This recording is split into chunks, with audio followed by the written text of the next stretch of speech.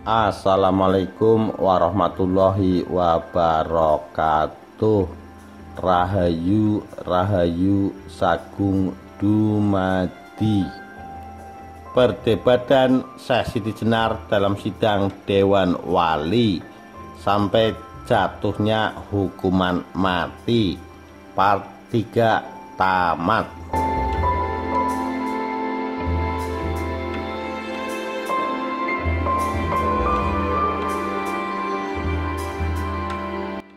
Pada tahun 1478, Demak Bintoro mengadakan perebutan kekuasaan. Majapahit berhasil dihancurkan. Perebutan kekuasaan yang berakhir sukses gemilang ini membuat orang-orang Islam golongan putih merasa bangga. Kala itu mereka yakin Tuhan telah merestui perjuangan mereka. Andai saja mereka tahu, seandainya Majapahit tetap berdiri kokoh, kelak Belanda tidak akan mampu menguasai Nusantara secara keseluruhan. Sebab dengan dihancurkannya Majapahit, maka integrasi wilayah-wilayah di luar Pulau Jawa yang selama ini mampu disatukan dalam panji kebesaran Majapahit akan sangat sulit dilakukan oleh Demak Bintoro, mengingat Demak Bintoro memiliki kebijaksanaan politik yang sangat kaku. Begitu juga hubungan perdagangan dengan bangsa Eropa. Pasti tidak akan bisa berjalan lancar selancar di saat Majapahit masih berkuasa. Bangsa Eropa dan dunia Islam semenjak Perang Salib telah memiliki dendam sejarah yang teramat dalam. Mau tidak mau, untuk memperlancar kembali sokan rempah-rempah dari Nusantara yang kini didominasi kekuatan Islam, maka politik konfrontasi akan dikedepankan oleh bangsa-bangsa Eropa. Secara tidak sadar, umat Islam putihan telah mengundang konflik lebih besar bagi Nusantara, mengundang keterpurukan Nusantara dalam jangka waktu yang cukup lama. Namun dikala itu, di saat mereka telah berhasil menghancurkan Majapahit, mereka benar-benar optimis, benar-benar yakin bahwa dengan tegaknya Kesultanan Demak Bintoro, maka Nusantara akan diberkahi kemakmuran oleh Tuhan. Pada kenyataannya, sejak masa itu Nusantara terus tenggelam ke dasar jurang keterbelakangan dan kemiskinan. Mana janji Tuhan? Seandainya Majapahit tetap berdiri, maka dapat dipastikan Nusantara akan tetap tegak sejajar dengan Cina. Kubu Abangan tidak ikut campur sama sekali dengan urusan perebutan kekuasaan ini. Namun begitu kaum putihan memenangkan pertarungan, maka bukan saja komunitas Hindu-Buddha, kubu Abangan pun ikut tersudut. Dan pada puncaknya mereka lama-lama tidak betah juga terus-terusan disudutkan, dihakimi, diajari, dinasehati, bahkan diintimidasi. Banyak para pengikut Abangan yang kemudian menjauhi pusat-pusat perkotaan, menyingkir ke pedesaan, membentuk kelompok-kelompok kecil, terpisah-pisah dan terkucil. Dan pada perkembangan selanjutnya, sebagian dari mereka ini menyebut dirinya sebagai penganut aliran kejawen. Kekhalifahan pertama Jawa yang selama ini dicita-citakan oleh kaum putihan berhasil berdiri. Raden Patah atau Tan Eng Huat dikukuhkan sebagai khalifah pertama Demak Bintoro dengan gelar Sultan Shah Alam Akbar Jim Boningrat. Praktis Raden Patah mulai berkuasa dari tahun 1479 Masehi. Begitu naik tahta, wilayah negara Demak Bintoro yang dulu diperkirakan kurang lebih separuh bekas wilayah Majapahit, terutama wilayah bagian barat yang mayoritas sudah banyak penduduk yang memeluk Islam, ternyata perkiraan itu salah. Daerah-daerah yang dapat dikuasai oleh Demak yang terang-terangan dengan sukarela mengakui kedaulatan Demak Bintoro ternyata hanya sebatas Jawa Tengah sekarang, dan posisi utara Jawa Timur hingga ke Pulau Madura Selebihnya tidak ada satu kadipaten pun yang mau tunduk tanpa syarat. Yang sangat mencolok mata begitu Pangeran Cakrabuana meletakkan jabatannya sebagai aku setingkat adipati di Caruban Larang pada tahun 1479, dan pada tahun itu pula Sunan Gunung Jati diangkat sebagai pengganti beliau, bahkan dinikahkan dengan putri beliau Nyi Pakungwati. Caruban Larang secara tegas menolak menjadi wilayah Demak Bintara. Sunan Gunung Jati berdalih secara historis Caruban Larang dari dulu bukan wilayah Majapahit, tapi wilayah Pajajaran, dan Caruban Larang berhak menentukan nasibnya sendiri. Syekh Siti Jenar diam-diam prihatin melihat kekonyolan mereka-mereka yang mengaku sebagai pemimpin umat ini. Namun ketegangan demi ketegangan yang terjadi antar kaum putihan sendiri, ditambah operasi-operasi militer yang harus dilakukan oleh pemerintahan Demak, membuat Syekh Siti Jenar sedikit banyak luput dari perhatian Dewan Wali. Dewan Wali tengah sibuk, tengah kewalahan menghadapi perlawanan-perlawanan sisa-sisa kekuatan Hindu-Buddha yang di beberapa daerah masih nekat melakukan perlawanan. Seandainya Prabu Brawijaya mau mengkoordinasikan setiap kekuatan sisa-sisa Majapahit ini, maka Demak Bintara tak akan bertahan lama. Cuma yang dikhawatirkan oleh Sunan Kalijaga, jika memang pengkoordinasian kekuatan itu benar-benar dilakukan, bukan hanya Demak Bintoro, bahkan seluruh umat muslim yang kontra Demak pun jadi terkena imbasnya. Banjir darah tidak hanya akan terjadi di Jawa, tapi di seluruh wilayah Majapahit. Jika sampai Prabu Brawijaya mengeluarkan komando penyatuan sisa-sisa kekuatan itu, demi kemanusiaan yang sadar harus mengalah. Di sisi lain, seandainya Raden Patah tidak memandang Dewan Wali Songo, pasti dia akan melakukan invasi ke Caruban Larang. Setelah dipimpin oleh Sunan Gunung Jati, berubah nama menjadi Cirebon Girang.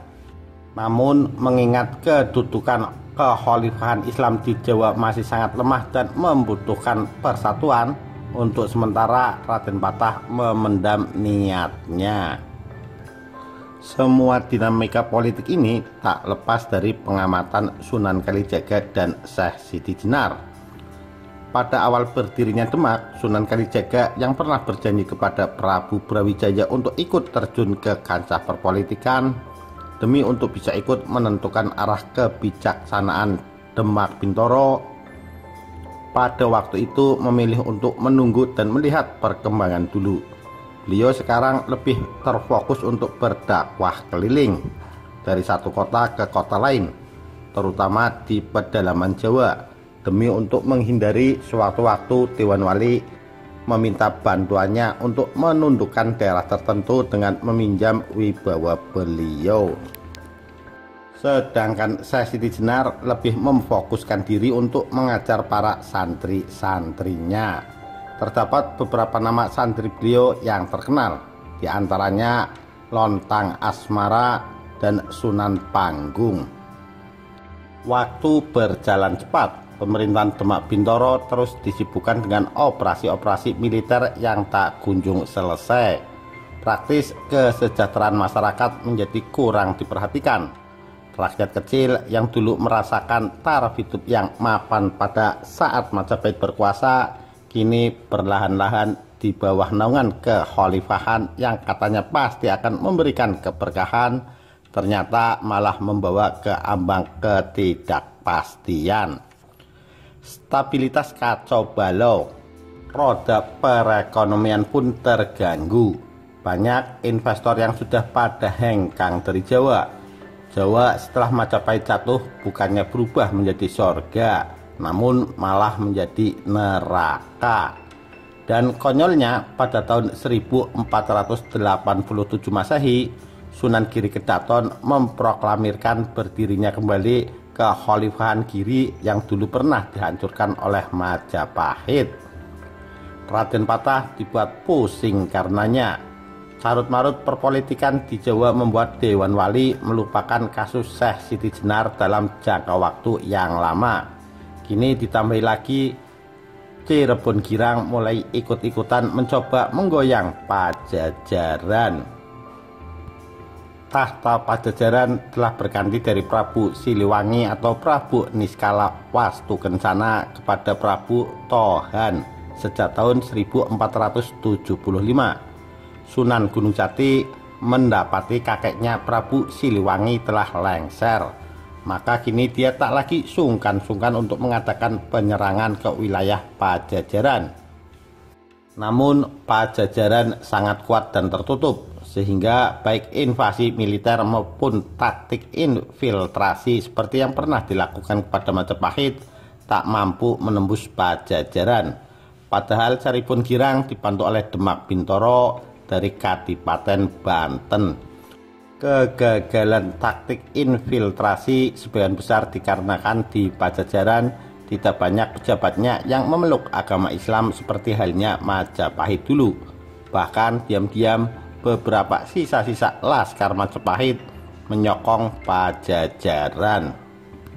Jalan satu-satunya untuk memperlemah Pajajaran hanyalah menguasai pelabuhan-pelabuhan pantai utara Jawa Barat, di mana dari pelabuhan-pelabuhan ini roda perekonomian Pajajaran sebagian besar tertunjang karenanya.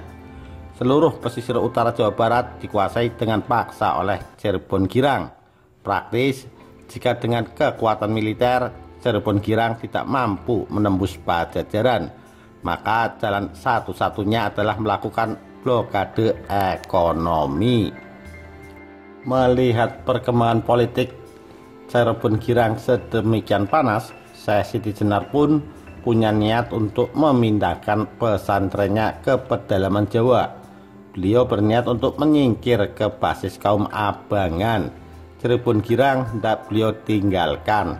Namun Syekh Siti Jenar bukanlah tokoh yang dekat dengan kekuasaan seperti halnya Sunan Kalijaga. Beliau kesulitan melobi hunian baru untuk tempat kepindahan pesantrennya.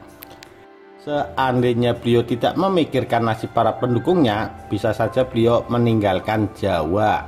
Namun itu bukan watak orang yang sudah tercerahkan.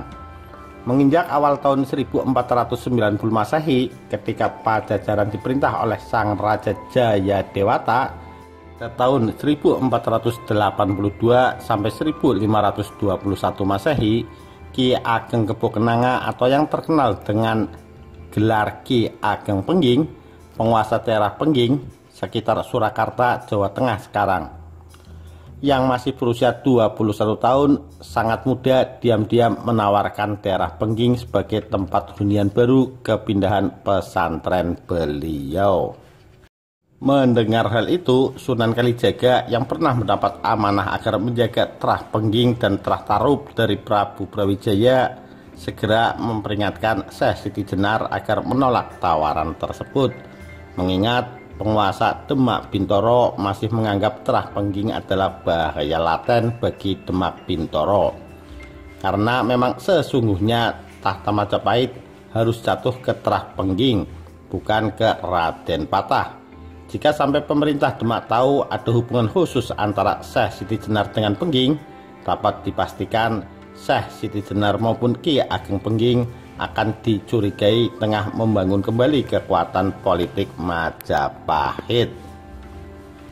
Syekh Siti Jenar yang memang tidak paham peta politik Jawa segera mempertimbangkan akan hal itu, dan segera beliau menolak tawaran Ki Ageng Pengging yang masih muda tersebut. Namun Syekh Siti Jenar tidak bisa mengelak untuk menyukai sosok Ki Ageng Pengging yang walaupun masih muda namun sangat tinggi kedalaman spiritualitasnya. Syekh Siti Jenar dibuat kagum karenanya. Bukan hanya beliau, Sunan Kalijaga pun juga mengagumi pemuda ini. Walaupun terpaut usia yang cukup jauh, Syekh Siti Jenar tak segan-segan mengajak Ki Ageng Pengging berdiskusi masalah spiritualitas. Walaupun Ki Ageng Pengging pemeluk Siwa Buddha dan Syekh Siti Jenar pemeluk Islam, tapi pada ujung-ujungnya Esensi spiritualitas yang mereka dalami adalah sama. Seringkali Syekh Siti Jenar memeluk Ki Ageng Pengging dengan penuh kasih. Beliau sudah menganggap pemuda ini adalah anaknya sendiri. Tiada beda dengan Syekh Datuk Pardun, putra Syekh Siti Jenar sendiri. Begitu juga Ki Ageng Pengging juga sudah menganggap Syekh Siti Jenar adalah seolah seperti ayah kandungnya. Maklum, Adipati Handayaningrat IV, ayah kandung Ki Ageng Pengging, memang sudah wafat. Kedekatan Ki Ageng Pengging dengan Syekh Siti Jenar menarik minat Ki Ageng Tingkir, Ki Ageng Ngerang, dan Ki Ageng Putuh, sahabat-sahabat Ki Ageng Pengging, untuk berguru kepada Syekh Siti Jenar. Di sini perlu diperjelas, yang menjadi murid Syekh Siti Jenar sebenarnya adalah Ki Ageng Tingkir, Ki Ageng Ngerang, dan Ki Ageng Putuh. Sedangkan Ki Ageng Pengging walau dekat dengan sang Syekh, tapi tetap memeluk Siwa Buddha. Hubungan yang indah antara sahabat, ayah angkat, murid, dan guru ini memang seringkali menimbulkan salah pengertian. Kelak Ki Ageng Putuh dan Ki Ageng Ngerang terkenal dengan gelar Sunan Putuh dan Sunan Ngerang, murid-murid Syekh Siti Jenar. Namun gerak-gerik Ki Ageng Pengging senantiasa dimonitor oleh mata-mata Demak Bintoro. Laporan kedekatan Syekh Siti Jenar dengan Ki Ageng Pengging telah masuk ke hadapan Raden Patah, Sultan Demak. Hal ini perlu diwaspadai. Sebagai seorang pemimpin politik tertinggi Demak, mau tak mau Raden Patah harus mencurigai kegiatan Ki Ageng Pengging. Dan laporan serupa sampai juga ke Kekhalifahan Giri. Sunan Giri walau telah menjabat sebagai Sultan Giri, namun masih tetap juga menjabat sebagai pimpinan Dewan Wali Songo. Kerancuan ini otomatis membuat Demak Bintoro walau bukan wilayah Giri Kedaton, namun mau tak mau harus tetap tunduk pada fatwa-fatwa Sunan Giri. Dan fatwa-fatwa Sunan Giri sangat tipis bedanya dengan perintah-perintah beliau sebagai seorang sultan. Kalau direnungkan kembali, sebenarnya Raden Patah tidak memiliki wewenang yang sesungguhnya sebagai Sultan Demak. Hal inilah yang memicu kelak di kemudian hari pada masa sesudah Kekhalifahan Demak jatuh. Banyak penguasa Kekhalifahan Jawa yang berusaha menyerang Giri Kedaton dengan kekuatan militer. Karena bagaimanapun juga sebuah pemerintahan tidak akan bisa menentukan kebijakan secara bebas jika selalu diintervensi penguasa pemerintah lain dengan berselimutkan fatwa. Namun usaha-usaha yang rasional seperti ini malah dicerca habis-habisan oleh kaum putihan di kemudian hari. Mereka menjelek-jelekan Sultan Hadiwijaya, Kesultanan Pajang, dan Panembahan Senopati, Kesultanan Mataram, yang menyerang Giri. Pada buku-buku kaum putihan yang melimpah ruah di pasaran, kedua penguasa ini sangat-sangat dipersalahkan.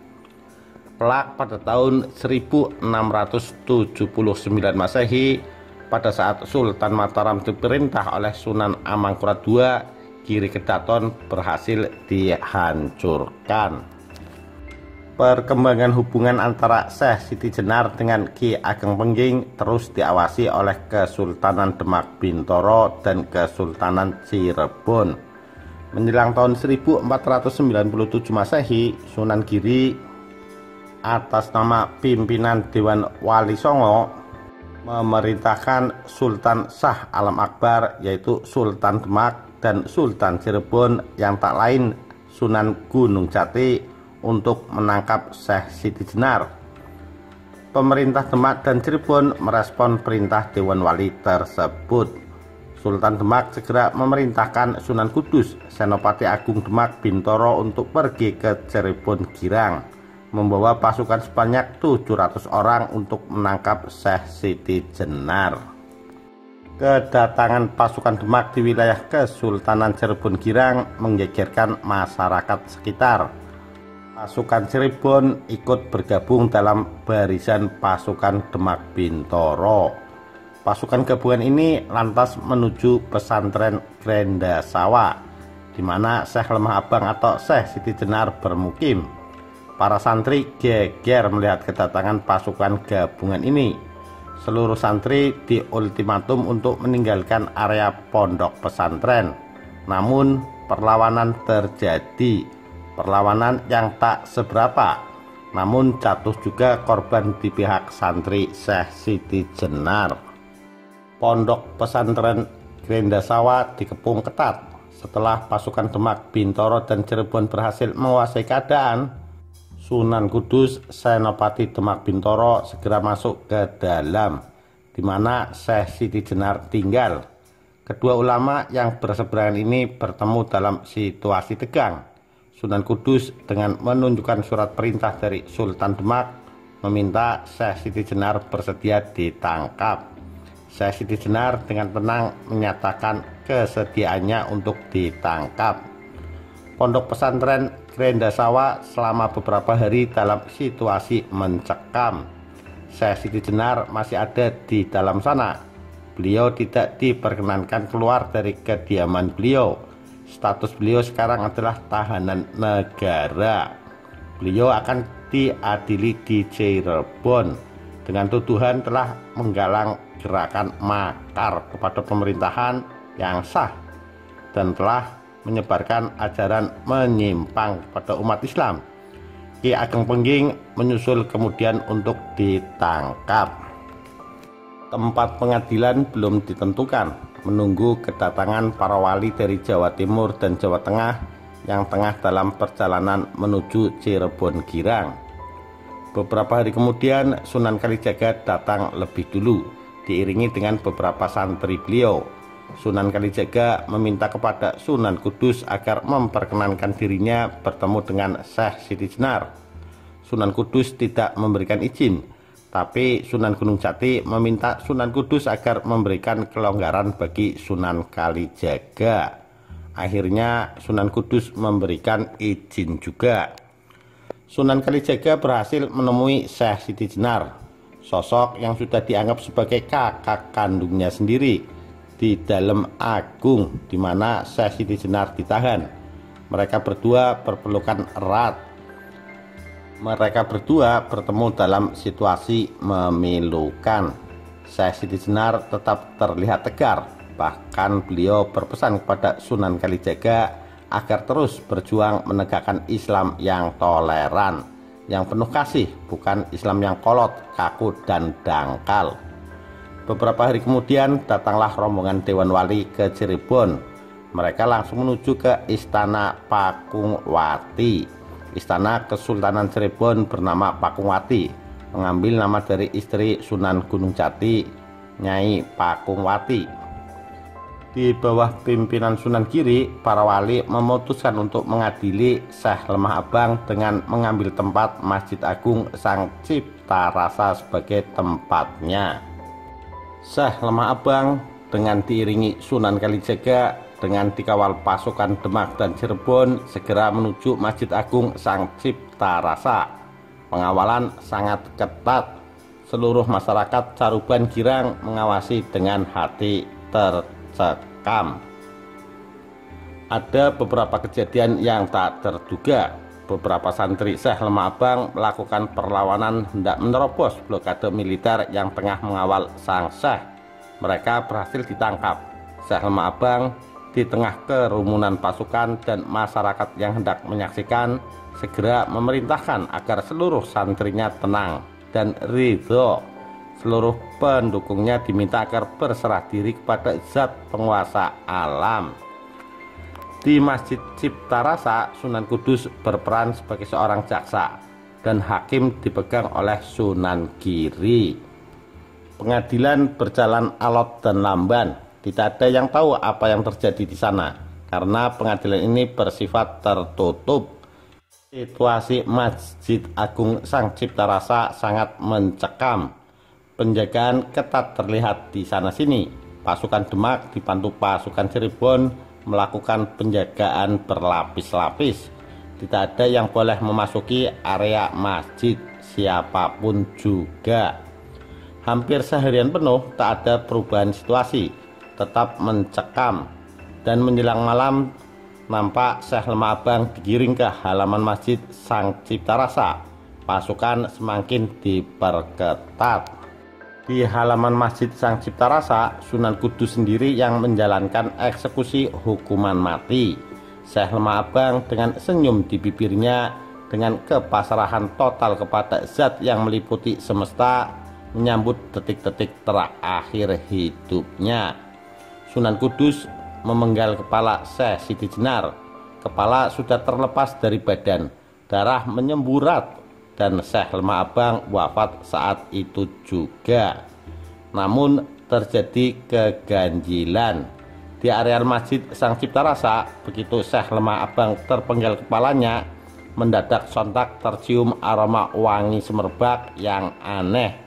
Wangi yang bukan datang dari alam manusia, wangi yang menyeruak dari alam ilahi. Seluruh yang hadir tercekat. Para wali yang menyaksikan jalannya eksekusi mati keheranan. Sunan Kudus tertegun. Para pasukan yang bertugas sebagai penjaga pelaksana eksekusi miris dan ketakutan. Bahkan lambat-lambat para wali melihat samar dan halus. Di tengah-tengah darah yang mengenang di sekitar jasad Syekh Siti Jenar, lambat-lambat muncul 4 huruf yang jika dibaca akan berbunyi Allah. Cuma sebentar, dan kejadian gaib ini sudah membuat beberapa wali terjajar halus ke belakang. Kala itulah mendadak Sunan Kalijaga mengalami peningkatan kesadaran. Batinnya sangat peka. Ada sebuah kekuatan ilahi yang menarik kesadaran beliau. Dan Sunan Kalijaga tergetar begitu mendengar suara lamat-lamat yang syahdu berasal dari dalam jiwanya. Suara itu adalah suara Syekh Lemah Abang. Inilah yang beliau dengar. Dari yang sampai kepada Jalan Agung meninggalkan pesan sejati. Wahai manusia semua, pada saat kematian menjelang, tekad yang kuat menggapai kesempurnaan sejati, dan keteguhan kehendak menggapai kesempurnaan sejati. Tidak didapatkan karena hanya mendengar semata, terkecoh ajaran berbelit-belit, mementingkan keutamaan tubuh atau ilmu fikih. Apa yang tertulis dipercayai begitu saja, padahal itu hanya ilmu etika, belum menyentuh apa yang sesungguhnya. Maka jangan terjebak syariat, sangat-sangat mengganggu pencapaian kesejatian, terlalu menimbulkan keraguan-raguan dan ketidakpastian. Walau tidak yakin benar, tetap saja kamu jalani. Fikih itu ilmu duniawi, ketika meninggal tidak ada gunanya. Sesungguh-sungguhnya ilmu berada di dalam kesadaranmu sendiri. Tingkatkan kesadaranmu, satukan dengan kesadaran sejati. Kesempurnaan ilmu sesungguhnya akan kamu dapatkan dalam keadaan eneng, diam, ening, hening. Sunan Kalijaga menitikan air mata haru mendapati fenomena luar biasa itu, dan segera beliau memerintahkan pasukan Demak merawat jasad sang kekasih Allah tersebut. Sunan Kudus terpaku, tak mampu berucap sepatah kata pun. Jenazah beliau dikebumikan di kampung Kemlaten. Namun di kemudian hari jenazah beliau dipindahkan ke Giri Amparan Jati atas perintah Sunan Gunung Jati. Keharuman nama Syekh Lemah Abang atau Syekh Siti Jenar tidak bisa dihapuskan begitu saja dari benak masyarakat Jawa. Walaupun demikian hebatnya fitnahan yang dilancarkan kepada beliau sesudah beliau wafat, Namun bagi masyarakat Jawa, diam-diam Syekh Siti Jenar tetap sebagai tokoh agung. Demikian akhir hayat Syekh Siti Jenar atau Syekh Lemah Abang. Sekian, terima kasih. Wassalamualaikum warahmatullahi wabarakatuh. Rahayu, Rahayu Sagung Dumadi.